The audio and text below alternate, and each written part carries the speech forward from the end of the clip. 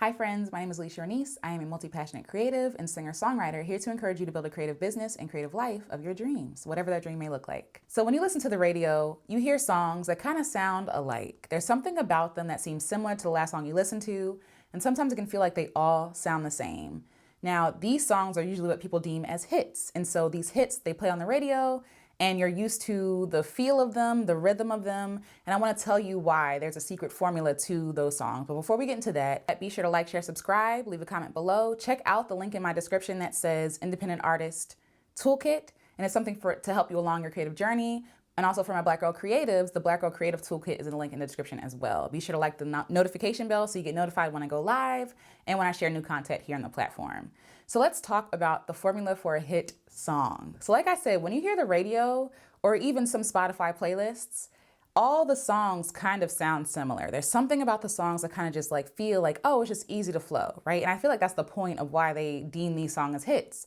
They're easily digestible. You don't have to think about how they're made. You don't have to think about like working through trying to figure out what they're saying or what's going to come next. And I'm going to give you the formula for a hit song. So you ready? So here we go. So the formula for a hit song, you have an introduction of a song. So that could be the music, the instrumental. It could be someone like opening with vocals, like just the intro of the song that just kind of gets you primed for the feel of the song. Like it could be a beat. It could be something that makes you feel like, okay, we're about to do this thing, right? The next part is the first verse. So the first verse of the song is, introducing you to the kind of the theme of the song. It's introducing you to the story. It's really just like setting you up like once upon a time, in a land far, far away, just that kind of feel. The first verse gives you that feel. Then you might have a pre-chorus, and this is not for every song. So for example, in the song Billie Jean by Michael Jackson, people always told me, be careful what you do, something like that. That part is the pre-chorus. So it's not really the chorus because the chorus is like, Billie Jean it's what everybody remembers. So the pre-chorus is kind of getting you amped up and getting you ready like, oh, we're waiting for the beat to drop to go into the chorus. That's the pre-chorus's job, to prime you for the chorus. And then you have the chorus of the song.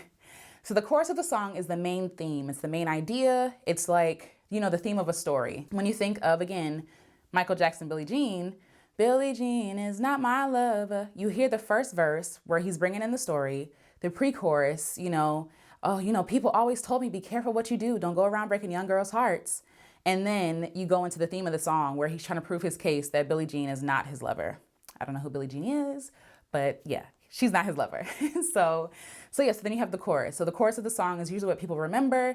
It's the catchy part. It's the part that makes you feel like, yes, we're doing it. We're in the song, right? Then you have the second verse, which kind of supports the first verse, right? So the first verse was bringing you in. The second verse is bringing more tension. It's kind of like, bringing you along. So not only now are you in a land far, far away, but now you're at the table with the three bears or Goldilocks. I guess Goldilocks and the three bears. And now you're like, oh, the tension is rising. Stuff is happening, right? And then again, you have another pre-chorus. If you want to have a pre-chorus, it's not, you don't have to have it. But a lot of people do have it and leading you into the chorus again. So then you have, going with me, right? Introduction, first verse, pre-chorus, chorus, second verse, pre-chorus, chorus, right? Then you have the bridge. So the bridge is something that sounds completely different from the rest of the song. Like the mood changes. It's kind of the climax, right? If you think about storytelling, the climax of the song, it's like, oh, everything's breaking down. Like the truth is coming out. We're finally getting to a resolution. We spent all this time building tension in our song. And now we're at the bridge where it's like, oh my God, it's do or die. What are we going to do? This is really happening, right? Everything is getting big. And so you'll find that in a lot of songs. I'm trying to think of like an example. When you think of Paramore, right? You are the only exception. When she talks about, I've got a tight grip on reality, but I can't let go of what's in front of me here, right? That's the part of the song where everything explodes. That's the part of the song where it's like, oh my God, I'm torn because she spent all this time talking about how she had her heart broken or witnessed her parents have their heart broken and how she gave up on love. But this person is the only exception to that. This person is the only person who she lit in her heart. And so in this bridge where everything's exploding, I'm trying to get a tight grip on reality, but I can't let go of what's in front of me here. You know what I mean? I know you're leaving in the morning when I wake up, but leave me with some kind of proof it's not a dream. Because she had all this time to think about how people have failed her, but this one person makes her feel alive and feel like she's in love. And then you kind of come to another resolution where she's like really thinking about this, where it's the chorus again. You got it. You got it right. The chorus is next. And again, it's, you know, you are the only exception, right? And then so she goes on and on and on. And then you have the outro, which could be the chorus faded out, or like the paramore song, it could be, and I'm on my way to believing, right? So the story is not really over, but she's telling you that her journey with finding love and finding a lover has resolved. You know, like he has, you know, brought some sunshine into her heart where it was cold. And that's where she leaves off in the song. So again, to break it down in simpler terms, a formula for a hit song is introduction of the song, instrumental, vocals, whatever it is. Instrumental is usually more common with hit songs, especially like pop music. It's usually like instrumentals or like synth or something.